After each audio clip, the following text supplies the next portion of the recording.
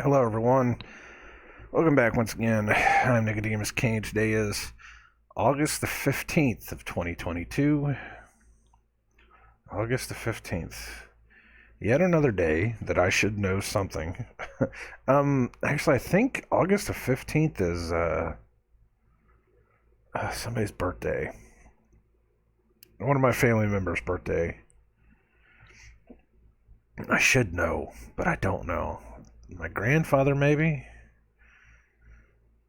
Man, it's a day that sticks out in my mind, though. Just another one of those days. I don't know what it is about August.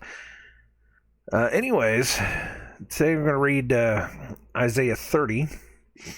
This one's... I didn't get a chance to look over this one before I recorded because I was checking out something else. I was... What's the word? Doing my due diligence. Somebody had told me some things that I needed to look up in Isaiah 45 and in Isaiah 14 and 12, and it did not match other things that I was told. So I can...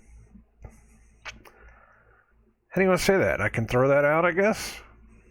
I don't know. I wish I could have reproved him right then and there as he told me. But yeah, everybody's got to find their own way. You know, they can. Again, if you read the Bible coming from a certain place,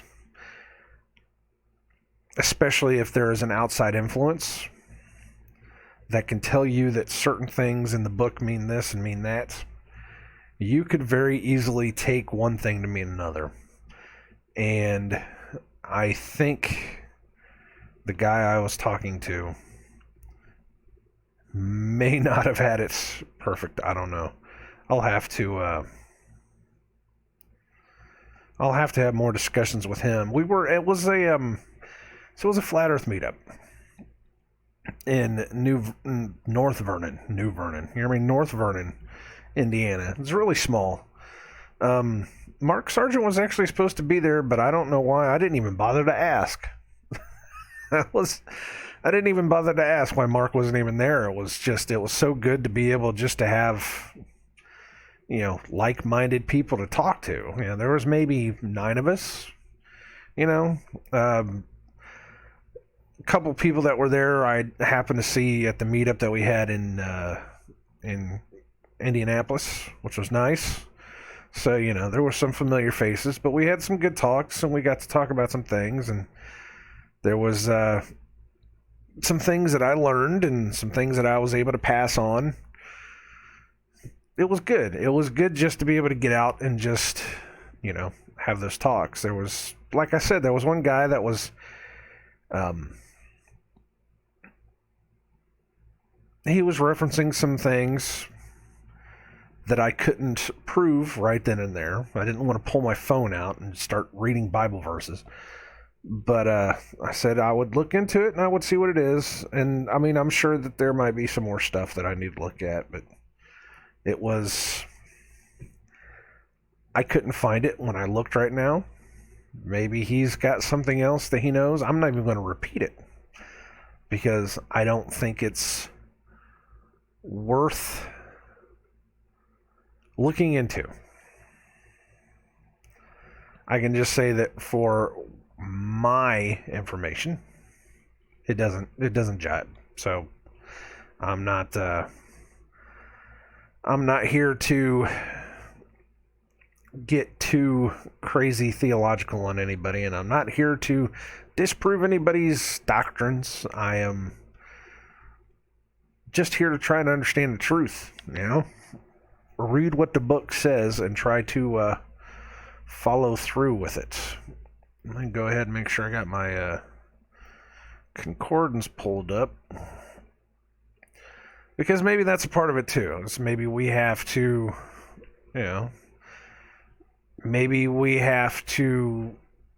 talk about these things with each other, and what one person finds maybe another first person can't agree with, so we have to come together to sort these things out with each other. That's what being part of the body of the church means, is that we all help each other. It even says, I don't know, remember if it was Paul or Peter said that we all have our own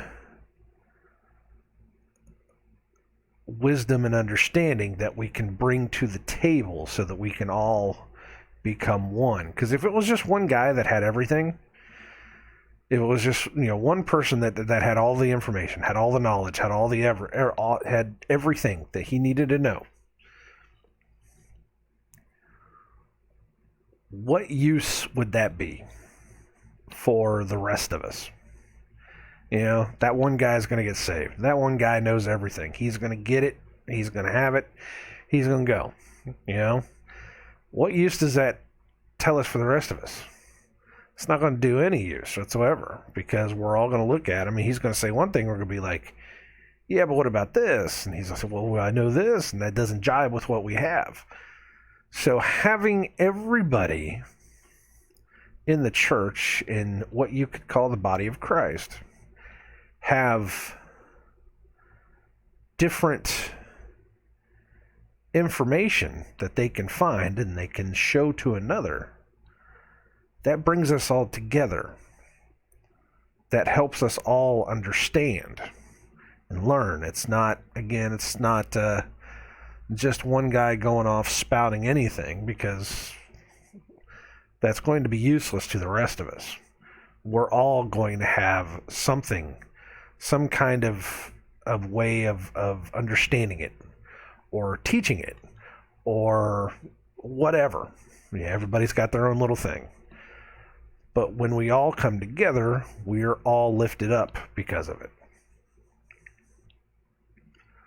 I think that's why, it's why certain people have certain understandings of one thing and certain people have certain understandings of another thing.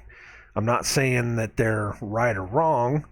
I'm saying that when they come together and we can all talk about it and sometimes have to reprove ourselves, that makes us all stronger. We're all part of the body. So I am definitely not saying that I know everything. I don't know everything. That's why we're trying to figure this out. That's why I go searching and hunting for others, so that I can hear what they have to say about different things. But definitely yesterday, I think I probably talked more than I've ever talked before. And I think that I was able to open some people's eyes to some other things that I don't think they ever heard of. There was one guy that had never even known, actually there's probably two guys that had never even known about the caves in the Grand Canyon that had the Egyptian artifacts, or that the spires, the tips of the rock formations in the Grand Canyon all have Egyptian names. I think I definitely opened their eyes to that one. I think that hopefully that they'll take that and run with it, see what they can do with it. Definitely blew some people's minds whenever I was talking about the Mississippi River being as similar as it was to the Nile River and Cairo, Illinois. It's like they had never heard that before in their life, Cairo, Illinois. So, I don't know. All I can do is just share that information, and if somebody can tell me otherwise, then feel free, because I don't know. It doesn't make sense to me. If it doesn't make sense to me, it doesn't make sense to anybody else, then maybe it's not a thing. But if I can pass it on to somebody, and if they can take it and run with it, then come back to me and say, dude, check this out, then, that's what you do these things for. You don't know. Enough about me. I didn't really pay any attention to world events, so I can't tell you what's going on in the world, other than I'm sure that evil is continuing on its course of being evil. But I don't know. I was off of social media for 2 whole days. It was beautiful. It was beautiful. I think I ought to do that more often. Stay away from social media. I'll find out today, though. I always find out. Monday is always like such a hard day because you always find out what happened on Friday, Saturday, and Sunday. And 9 times out of 10, it's always just garbage. Not garbage as in, things you shouldn't know, but garbage as in what people do. New laws that are enacted and crap. Anyways. Let's read Isaiah 30. That's a long one. It's 2 pages. That's 2 full pages. So this one's going to take a while, but we need to get through it. I did not pre-read this, so I am probably going to stumble over myself. But hopefully we can pray to the Father that He will give us understanding of His Word, and we can figure out what it is that He needs us to listen to, and He needs us to understand and know for the day. Does that make any sense? All right. Isaiah chapter 30.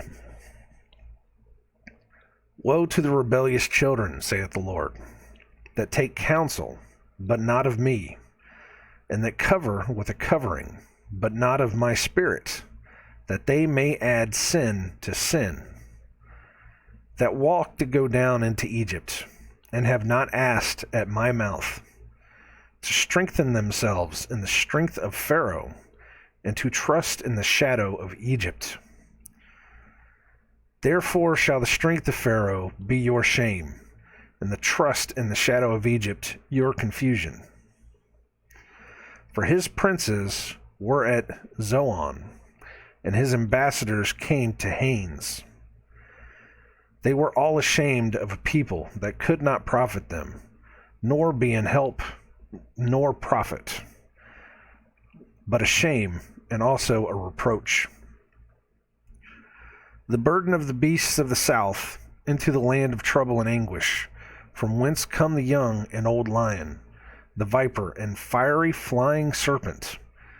They will carry their riches upon the shoulders of young asses, and their treasures upon the bunches of camels, to a people that shall not profit them. For the Egyptians shall help in vain, and to no purpose. Therefore have I cried concerning this. Their strength is to sit still. All right, there's a break there. Man, there's a lot. Just right off the bat. Wow. Let's start back from the top of this one.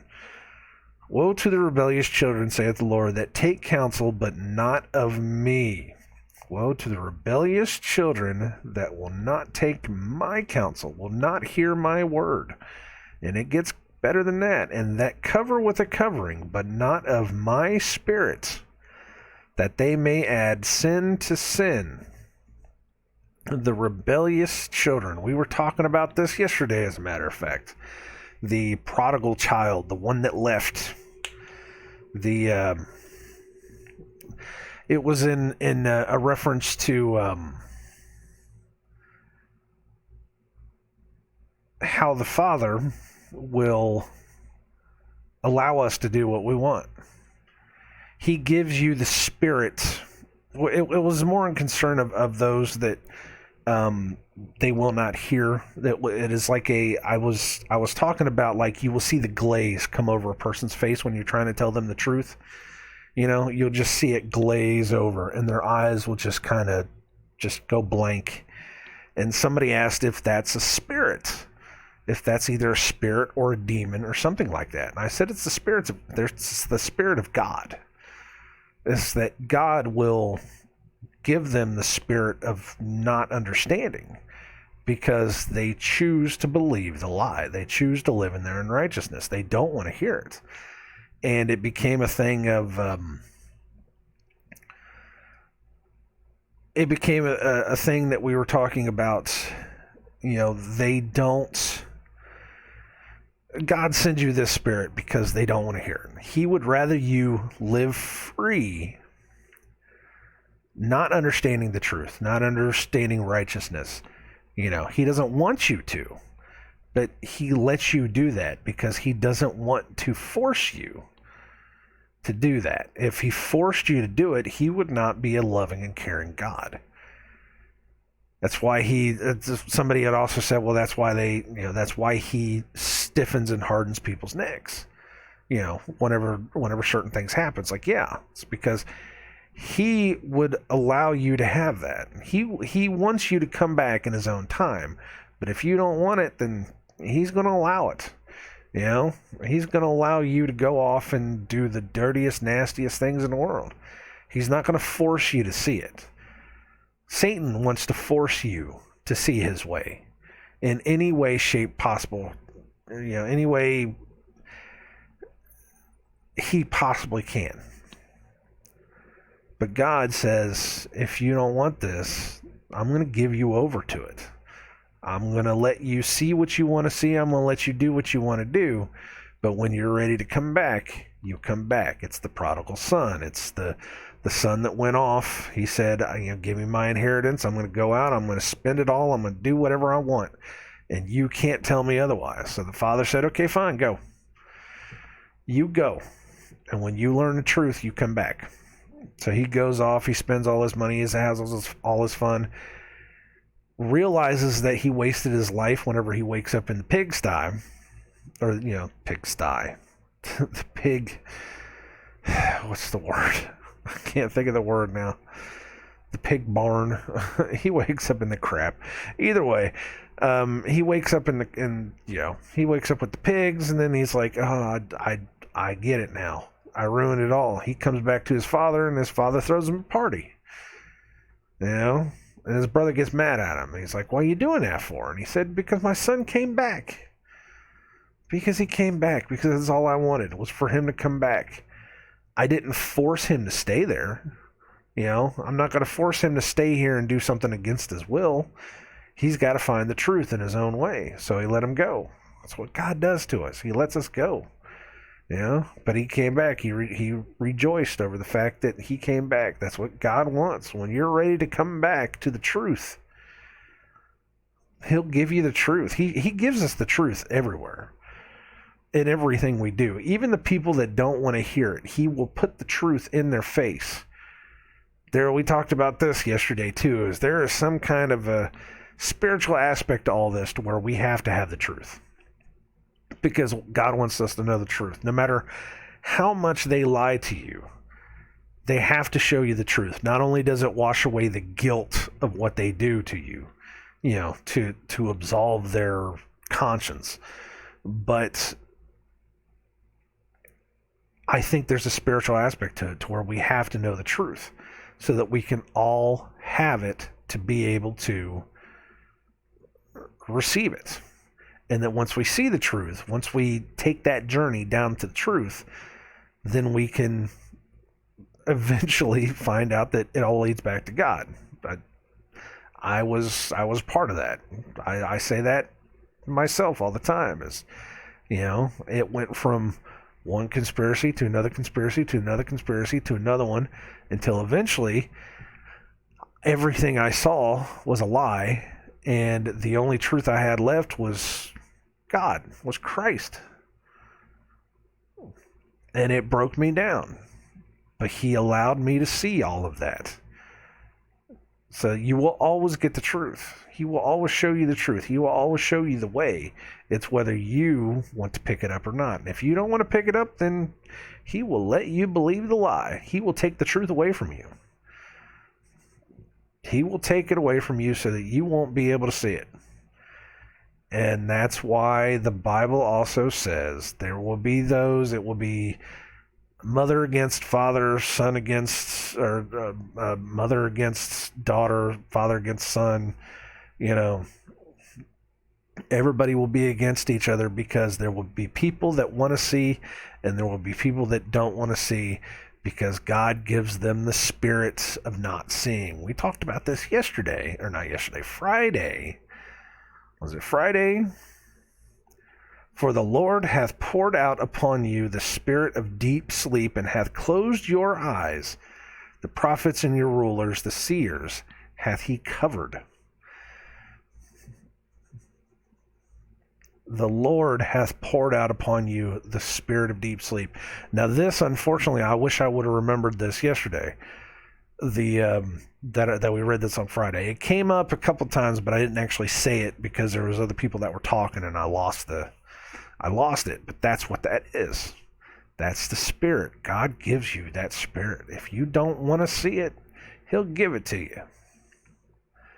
You know, He wants you to live as happy as you can be. He's not going to force it to you, but He's not going to force it on you. But if you don't want it, then He's like, fine, you are lost. I'm going to give you the truth in every way, shape, or form possible. These people are going to tell you the truth. You're going to learn the truth, but you're not going to see it because you don't want to see it.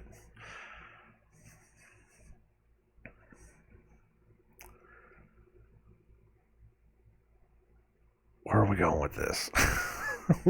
How did we get back on this? But the rebellious children, that's what it was. The rebellious children that don't take Father's counsel, that don't take the Lord's counsel, that won't listen to it. But woe to them that cover with a covering, but not of my Spirit, that they may add sin to sin. Again, sin snowballs, evil snowballs. If you give them an inch, they will be taken a mile by the end of it. That walked to go down into Egypt, and have not asked at my mouth, have not prayed to God if they should be going to Egypt or not. To strengthen themselves in the strength of Pharaoh, who is nothing. Pharaoh is nothing and nobody, but they strengthen themselves in his strength. A leader, by the way. And to trust in the shadow of Egypt. I feel a sneeze coming on. What is the shadow of Egypt? The shade of Egypt. Symbolic of transitoriness of life. Shadow. Whether literal or figurative. Wow. Okay, hold on a second. I can feel a sneeze coming on.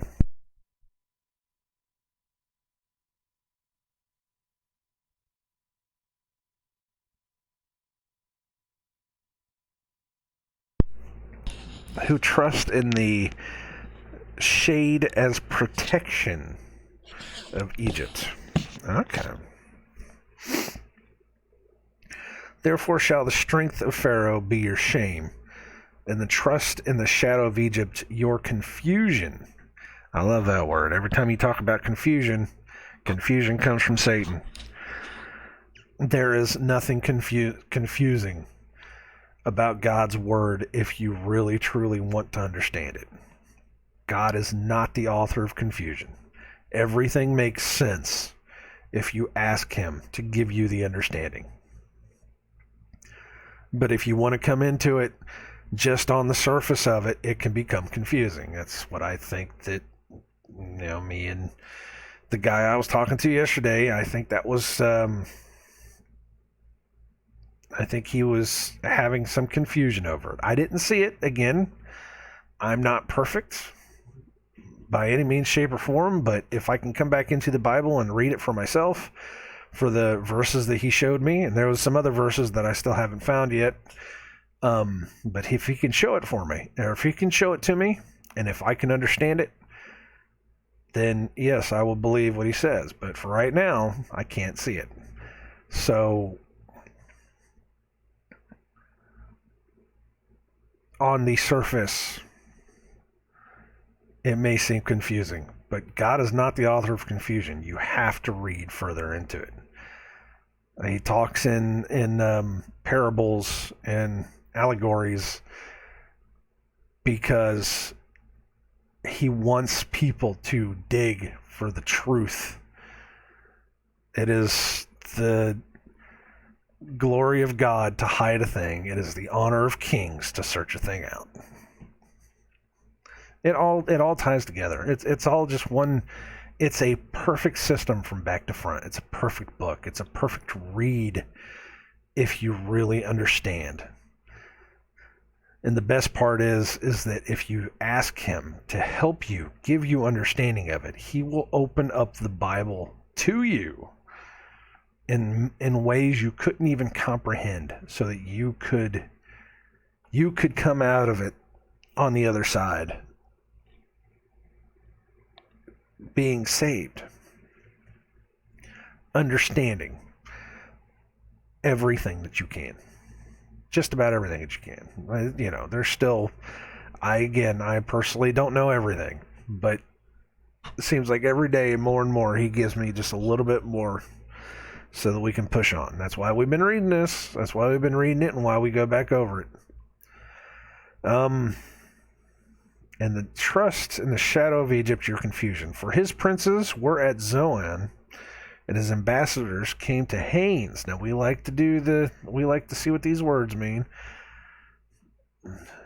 Zoan, a place in Egypt, you think? An ancient city of Lower Egypt called Tanis by the Greeks, located on the eastern bank of the Tannitic branch of the Nile, capital of the Shepherd dynasty, built 7 years after Hebron and existing before Abraham, and the dwelling place of the Pharaoh at the time of the Exodus. Ha ha ha. Okay. So it's a place of departure. Zoan. It's a place of departure. It's where the Exodus happened. You got that? For his princes were at Zoan, and his ambassadors came to Hanes. Place in Egypt, site uncertain, but may be either of the following. I cannot even remotely try to pronounce these words. Tapanis, a fortified town in the eastern frontier, or a place in Lower Egypt, on an island in the Nile south of Memphis. But Hanes means grace has fled. Makes you think when they talk about underwear. Grace has fled. Hanes. Just it's amazing whenever they name these companies after proper names in the Bible, and you look them up to find out what this stuff means. Grace has fled. That's awesome. Great. My Hanes underwear that I'm wearing right now. That's wonderful. Anyways, for his princes were at Zoan, and his ambassadors came to Hanes. They were all ashamed of a people that could not profit them, nor be an help nor profit, but a shame, and also a reproach. The burden of the beasts of the south into the land of trouble and anguish, from whence came the young and old lion, the viper and the fiery flying serpent. Let's do this again. The burden of the beast of the south.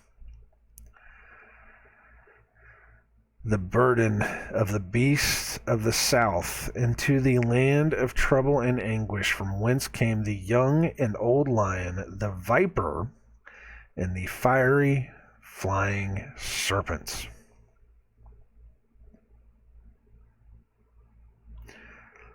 Okay.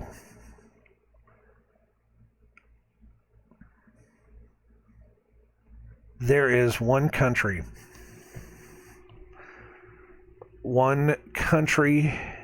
in the world that used to worship a fiery flying serpent.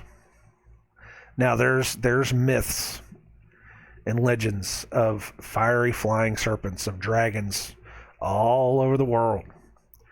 But there's only one that is named after a fiery flying serpent. And that is Amaruka. That is the Umaru. We've talked about this I don't know how many times. And that is South America. It stretches up into America too. They talk about that as well, but it is South America,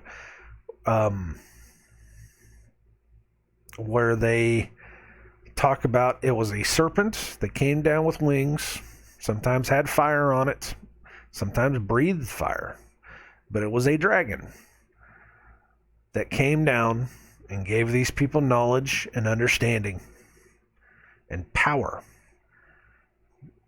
And they named him Umaru. That was his name. It was a serpent god. We've talked about this with winged serpents, how the Egyptians would call a winged serpent a seraph. A seraph, seraphim, is a type of angel. I believe that it's the angels that have the 6 wings that wrap around themselves to where you can't see the bodies. I'm sure that if you open them up, they would be a snake. Just like the snake in the garden. That was told, since you did this, you will have to roll on your belly for the rest of your life. You lost your wings. The legend is, when an angel falls, his wings are clipped.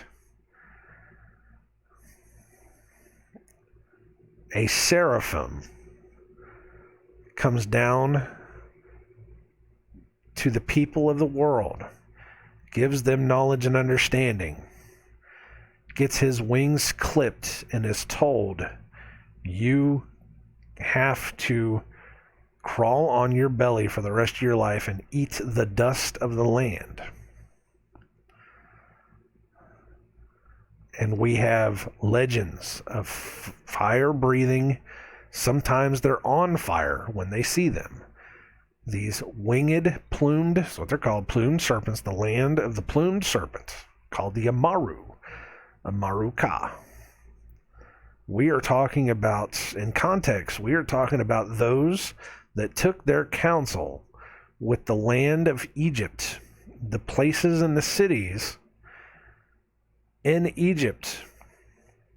We are talking about the burden of the beasts of the south.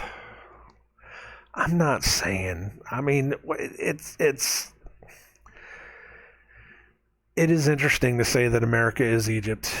You know, we can't prove it. There's no way you're ever going to really, truly 100% prove it, but there's enough there. There's enough there. The Bible helps confirm this. It's confirmed this in a couple different places now. That this land of the plumed serpent, this fiery flying serpent to the south, and where everything in the north just happens to look exactly like the stuff that's in Egypt. We have the Nile River that has 7 tributaries that go into it, that has all these cities. We have all the pyramids. I blew some minds whenever I said there were some pyramids in Illinois that have the same size base as the Great Pyramid. It's not complete, but it's a pyramid. I blew some minds when I told them about the ancient Native American stories where they came out of the caves, you know, when they were enslaved by the ant people. They came out of the caves and all this stuff just happened to be there. So, you know, I didn't even get to tell them about the flood myths. But, you know, it's all there. It's all there. It all makes this puzzle piece. I'm not saying that America is Egypt, but, man, there's so many things that point to it. Now, what about the lion and the old lion and young lion? Yes, it's absolutely possible. There are what we consider to be lions. There are lions. They're called mountain lions. Is it the same thing? Who knows? You want to talk about the viper? The viper. What is the what did the Minutemen in America use as on their flag? It's a snake. It's a rattlesnake. Don't tread on me. I'm not saying that is exactly where this stuff came from. I'm just saying that there is this connection. There's something more to it that we need to look at and open up to. Not a lot of people are talking about it. A lot of people just kind of hear it and dismiss it, and they move on to other things that they think is more important. But it's like, I'm reading it right here. The burden of the beasts of the south. The fiery flying serpent. The Umaru. They call it Umaru-ka. The land of the flying serpent. The land of the plumed serpent. Look this stuff up. They will carry their riches upon their shoulders of young asses, and their treasures upon the bunches of camels, to a people that shall not profit them. For the Egyptians shall help in vain, and to no purpose. Therefore have I cried concerning this. Their strength is to sit still. Their strength is to sit still. All right, verse 8. No, we're 40 minutes into this. We're running behind. Now go, write it before them in a table, and note it in a book, that it may be for the time to come forever and ever. Let me read that again. That came weird. Or that sounded weird. Now go, write it before them in a table, and note it in a book, that it may be for the time to come forever and ever.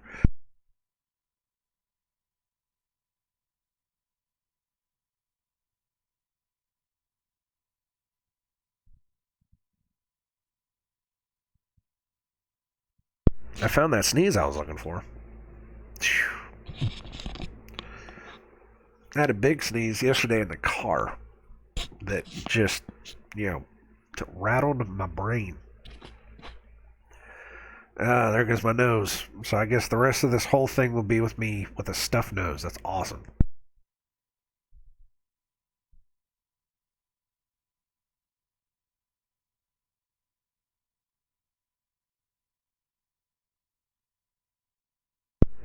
Okay.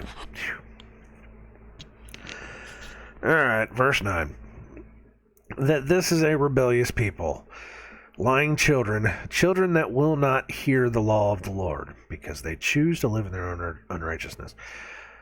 Which say to the seers, see not, and to the prophets, prophesy not unto us right things, speak unto us smooth things, prophesy deceits. Oh boy, there it is right there. There will be those that will come in the end days that will speak soft words that tickle your ears. Why? Because this is a rebellious people, lying children, children that will not hear the law of the Lord, which say to the seers, see not, and to the prophets, prophesy not unto us right things, speak unto us smooth things, prophesy deceits. Oh, God, that's beautiful. Get you out of the way, turn aside out of the path, cause the Holy One of Israel to cease from before us.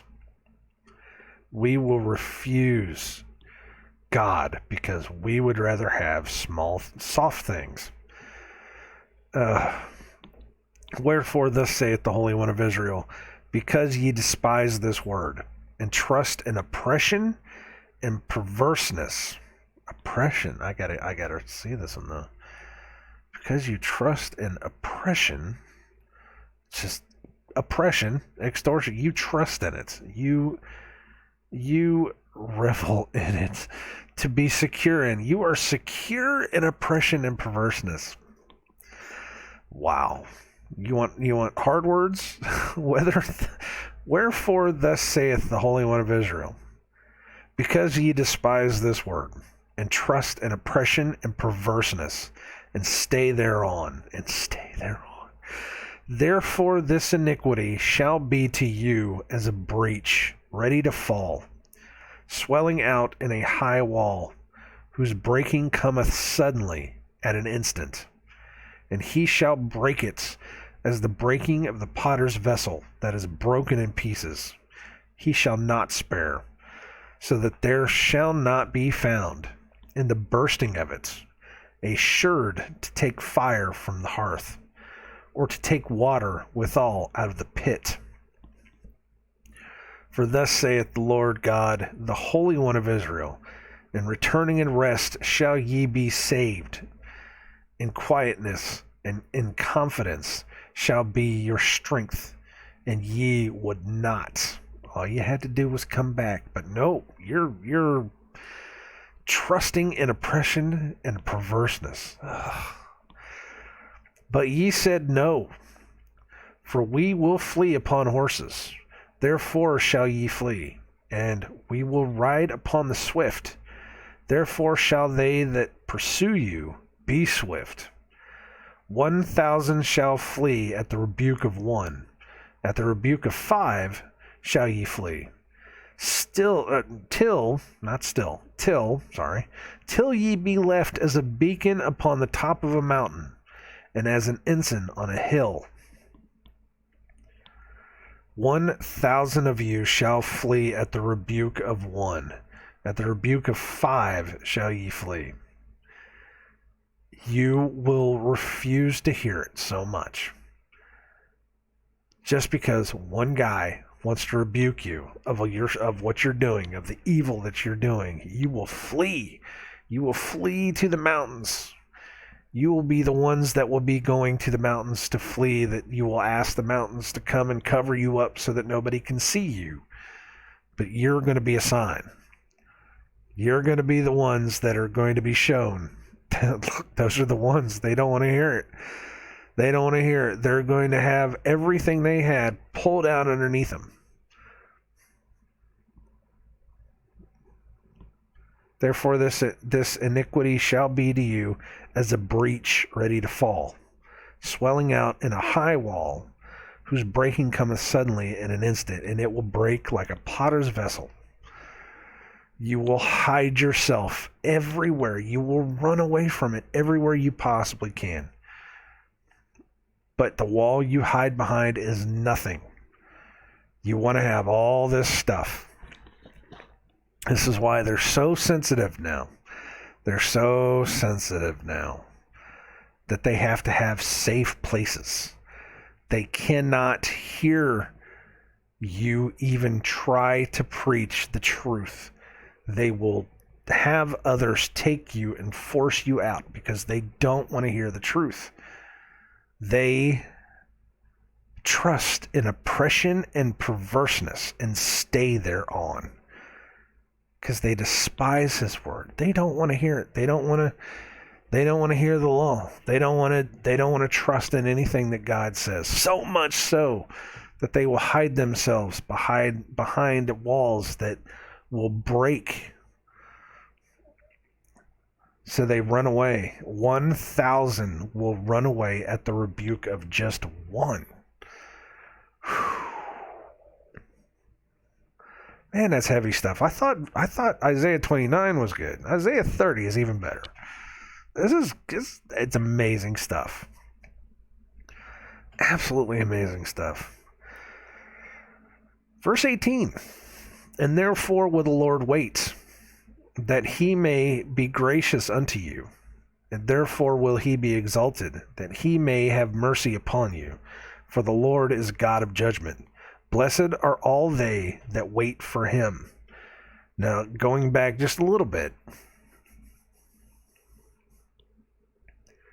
Where did it say? For thus saith the Lord God, the Holy One of Israel, in returning and rest shall ye be saved. In quietness and in confidence shall be your strength, and ye would not. All ye have to do in returning and in rest, you'll be saved. Just come back to me. But you said no, for we will flee upon horses. Therefore shall ye flee, and we will ride upon the swift. Therefore shall they that pursue you be swift. All you had to do was come back. And God said, and therefore will the Lord wait, that he may be gracious unto you, and therefore will he be exalted, that he may have mercy upon you. For the Lord is a God of judgment. Blessed are all they that wait for him. And I have said this, God's patience is eternal. He wants you to come back on your own time. He can't force you to come back. He can't manipulate you into come back. You will see it. He wants you to see it. If you don't see it, you're going to fall. You're going to stumble. You're going to have all this stuff happen to you. And he'll let you have it. He'll say, fine, go. Go. I knew you not. That is literally what it says Christ will say. I knew you not. Go away before I didn't know you. I don't know you. You had your chance. But he will wait. Therefore the Lord wait, that he may be gracious unto you. He wants to be gracious unto you. He wants you to come back. He wants to love you. He wants to have a fellowship and peace with you, but you choose not to. You're enjoying all the other stuff. You are running away as hard and far as possible, hiding behind your phony safe spaces, your safe walls, not listening to what he says. But he says he will be patient. He will wait so that he can be gracious unto you. For the people shall dwell in Zion at Jerusalem. Thou shalt weep no more. He will be very gracious unto thee at the voice of thy cry. When he shall hear it, he will answer thee. All you have to do is ask. All you have to do is ask. And though the Lord give you the bread of adversity, yes, it's split in a weird spot. And though the Lord give you the bread of adversity and the water of affliction, yet shall not thy teachers be removed into a corner any more. But thine eyes shall see thy teachers, and thine ears shall hear a word behind thee, saying, This is the way, walk ye in it. When ye turn to the right hand, and when ye turn to the left. Ye shall defile also the covering of thy graven images of silver, and the ornament of thy molten images of gold. Thou shalt cast them away as a menstruous cloth. Thou shalt say unto it, Get thee hence. Even though you're going through all of this adversity, this hardship, this affliction, you will find the teachers that need to help you. You will find yourself, and you will hear a voice behind you. You will hear that voice, maybe from God, maybe from a friend saying, That's the way. This is the way. You want to do some Mandalorian stuff. This is the way. Walk ye in it. And that you will take all of the garbage of the graven images and all of the garbage of the molten images, the silver and the gold, all the money that you put into it, and you will throw them away. Then shall ye, this is verse 23, then shall he give the rain of thy seed, that thou shalt sow the ground withal, and bread of the increase of the earth, and it shall be fat and plenteous. In that day shall thy cattle feed in large pastures. The oxen likewise, and the young asses that ear the ground. I'm sure that probably. Okay. The oxen likewise, and the young asses that ear the ground, shall eat clean provender, which hath been winnowed with the shovel and with the fan. And there shall be upon every high mountain, and upon every high hill, rivers and streams of waters in the day of the great slaughter, when the towers fall. That's another one of those towers references. Let me look at it. Let me see. Well, what is it? 25? When the towers fall. Elevated stage, the raised beds. And there shall be upon every high mountain and upon every high hill rivers and streams of water in the day of the great slaughter, when the towers fall. What towers? That's for you to decide. Moreover, the light of the moon shall be as the light of the sun, and the light of the sun shall be sevenfold, as the lights of 7 days, in the day that the Lord bindeth up the breach of his people, and healeth the stroke of their wound. In that day the light of the moon shall be as the light of the sun, and the light of the sun shall be sevenfold, as the light of 7 days. The light of the moon shall be as the light of the sun, and it shall be 7 days. Now, I'm not going to say that, that solar eclipse, that's the 2 solar eclipses that go over America are 7 years apart, that happen to make a perfect X right over Cairo, Illinois. I'm not saying that means anything, and I'm not saying that has any real context to what we're reading here, but there's enough there to kind of put it together.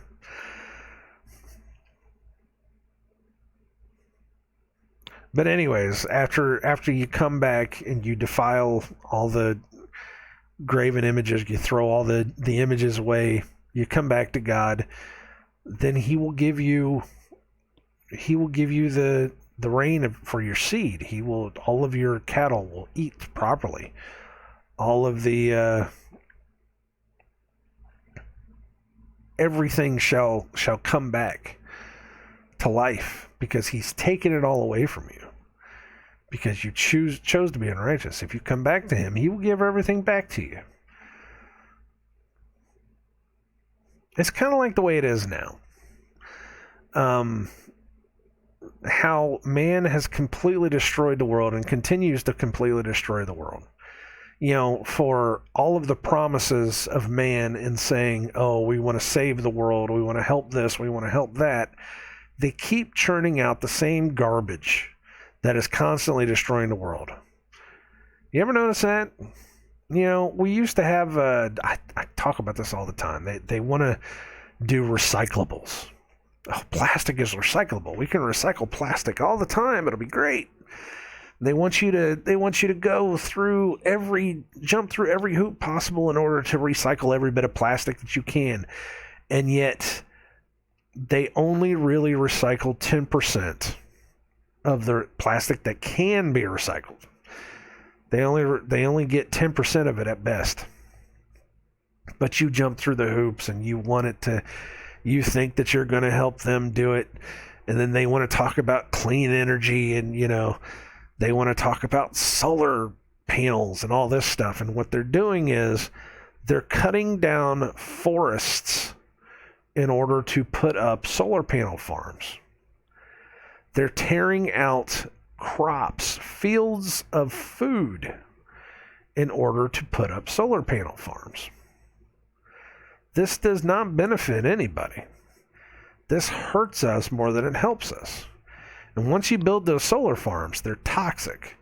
Nothing grows there ever again. It's dead. They've put all these solar panel farms up, and they found out that the grass doesn't want to grow anymore. There's nothing grows around them. They just die. But they will tear down everything in a field just to be able to put these things up. And with the plastic, it's like they are producing 10, 20 times more plastic than they are ever recycling, because they just don't want to do it. So the more they try to quote unquote help the environment, the more that they don't. So it's constantly man killing the world. And that's because man doesn't want to be righteous. He wants to be unrighteous. So he keeps killing the world more and more and more until it becomes a wasteland. And whenever that part of the wasteland is dead, he moves on to the next one. As much as I don't like the movie Noah, it's kind of true, is that man will completely shred, whatever part of the world he's living in, and when he's done, he'll move on to the next one. That's the only part of that movie that I really understood is all of the green was gone, because they used up every resource possible, completely stripped the world, and then moved on to the next place. Stripped that part of the world, moved on to the next place. And once you completely obliterate that part of the world, it doesn't exist anymore. It's dead. It's what man does. It's Smith, Agent Smith from The Matrix. As I said, you're more like a parasite. You go from one place to another, and all you do is consume. One of those types of things. So it's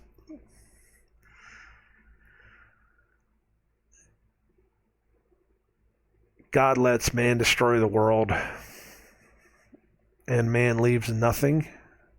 But when you come back to God and ask Him, pray to Him Follow his word. He gives you abundance. He gives it back to you. That's what that's saying. Moreover, the light of the moon shall be as the light of the sun. And this is the 7 days, very similar to the 7 years. Just saying. Verse 27, behold, the name of the Lord cometh from far, burning with his anger. And the burden thereof is heavy. His lips are full of indignation, and his tongue as a devouring fire. And his breath as an overflowing stream shall reach to the midst of the neck, and sift the nations with the sieve of vanity. And there shall be a bridle in the jaws of the people, causing them to err. There shall be a bridle in the jaws of the people, causing them to err. Ye shall have a song, as in the night, when a holy solemnity, that's a word, when a holy solemnity is kept, in gladness of heart, as when one goeth with a pipe to come into the mountain of the Lord, to the mighty one of Israel. And the Lord shall cause his glorious voice to be heard, and shall show the lightning down to his arm, with the indignation of his anger, and with the flame of a devouring fire, with scattering and tempest and hailstones. For through the voice of the Lord shall the Assyrian be beaten down, which smote with a rod. This is the same Assyrian that he sent to go crush the peoples of the world. So once he tears it all apart, he says, okay, fine, now watch. Now that he's done my work, now I'm going to tear him down. And in every place where the grounded staff shall pass, which the Lord shall lay upon him, it shall be with tabrets and harps, and in battles of shaking will he fight with it.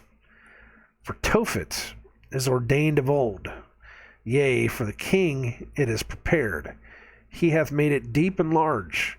The pile thereof is fire and much wood. The breath of the Lord, like a stream of brimstone, doth kindle it. For Tophet is ordained, the place of fire, place of cremation.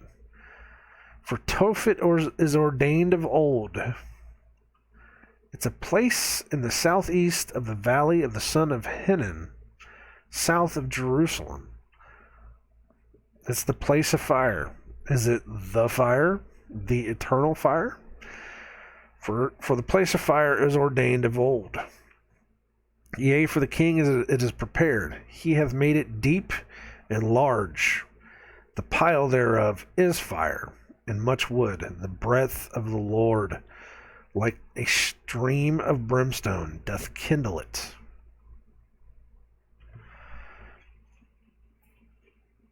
And it leads to Jeremiah 7, and I have to know. Sometimes these don't always work out, but today we're going to see.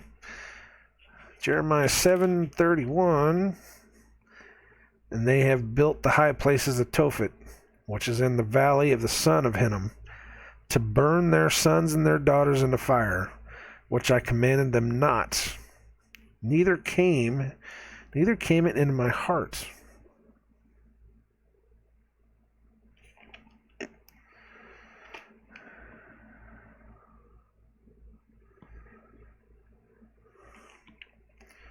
So they were using this place to sacrifice their sons and daughters. In the end, God will use it to sacrifice them. I get it. I see how it works. I just had the door open. I wonder if she wants anything. So let me go ahead and stop it since she's there. There was a lot going on in this one, man. Boy, I'll tell you what. A lot of big time stuff going on there. What was the one that this is a rebellious people, lying children that will not hear the law of the Lord, which say to the seers, see not, to the prophets, hear not, prophesy not unto us.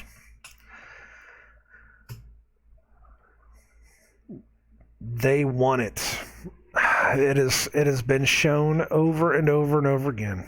They want the lies. They want that evil, that darkness. They want the what was the word that they used? They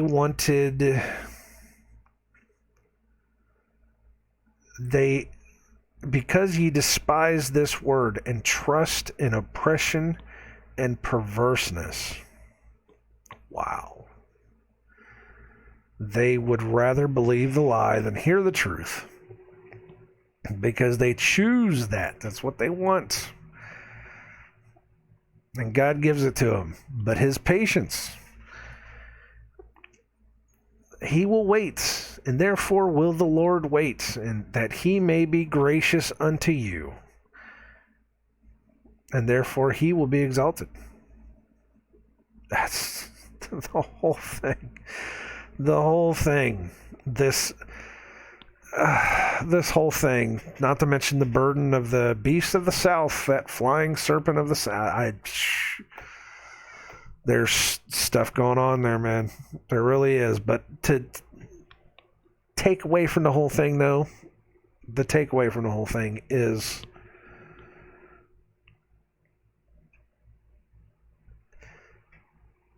no matter how far away any of them want to go, how far away any of them want to fall, how much they will refuse to listen. They refuse to hear it. They want to live in their unrighteousness and their evil. They trust in the oppression. They trust in they trust in their unrighteousness. They want it. No matter how much it is, God will wait. God will wait. He will be there. He will be patient. He will, sorry about that. He will sit and he will be patient for them to come back. And when you come back, you will have everything given back to you. He will let your crops grow. Your beasts will feed. He will give you plenty. He will give you the things that you need to be able to live. And then he will be patient for it. Because he knows that you got to go your own way. He knows you have to do whatever it is that you have to do. He knows this because he knows the end from the beginning. He knows where you're going to go. And when it's time for you to have the truth, he'll put the truth out there for you. He knows he'll put the truth out there for you because the evil ones of this world have to tell the truth. It's a cyclical thing. Is that you leave, you're rebellious, you don't want to have anything to do with it, you leave, you go off, he waits, he tells the evil ones of this world, you have to tell them the truth in some way, shape, or form. You see something that clicks. You see something that just clicks in your head, and you think, that's not right. Or you hear somebody say something, and it clicks in your head, and then you start hunting more, and you start finding it more, because God has hidden it. It is his glory to hide it. It is the glory of kings to find it. And if you can find it, then you start finding the truth, and slowly but surely you'll find your way back, and you say, I get it now. I was such a fool. Father, please take me back. Come back into my heart. Heal me. Make me something better than this. And he will rejoice. He will say, thank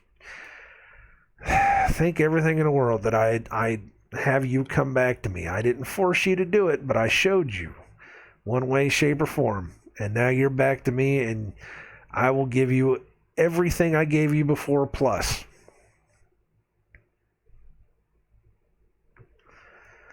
The Bible says that over and over again, and I have seen it proven in my life. I have absolutely seen that proven in my life. I can testify to that all day, all night. I have seen that proven in other people's lives. They're just some of the people of this world, they will never understand it because they are not ready to come out of their unrighteousness. They hear it. They hear it all the time. They know that it's there. They understand because people say it constantly. People tell them, God doesn't want you to do this. God doesn't want you to do that. You don't have to live in this. They understand it. They just don't. They don't want to have any part of it. And some of them will never come back, and that's hard. That's a hard concept. There are so many people that I wish would just open their eyes. Personally, people that I know that I wish would just open their eyes to it and just at least listen, and they would be so much better. But they're not going to. They're not going to see it until they're ready. Some people won't see it at all. That's the hardest part. Some people won't see it until the very end. And there's a place right now where God is setting up a place where there will be an eternal fire. You will see the smoke of it for all eternity. That there will be people that will be thrown in the judgment.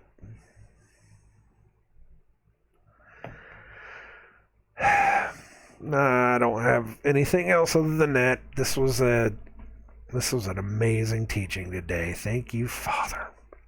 Oh, amazing stuff. I'm going to go ahead and get the day started, I guess. It is a Monday, by the way. It is a Monday. It feels like a Monday.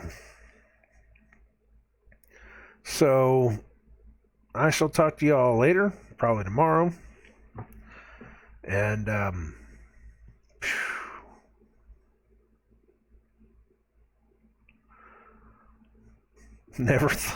didn't think anything could have been better than Isaiah 29 until you heard Isaiah 30. Wow. All right. I hope you guys take care of yourselves. God bless everybody. I love you all. Truly do. And I know that it is hard when you are trying to convince somebody that they can live a better life and they just refuse to listen.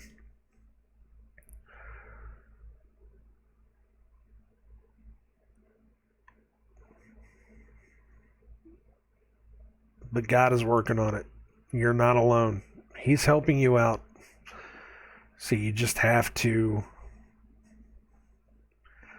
pray to Him that He will help in any way possible.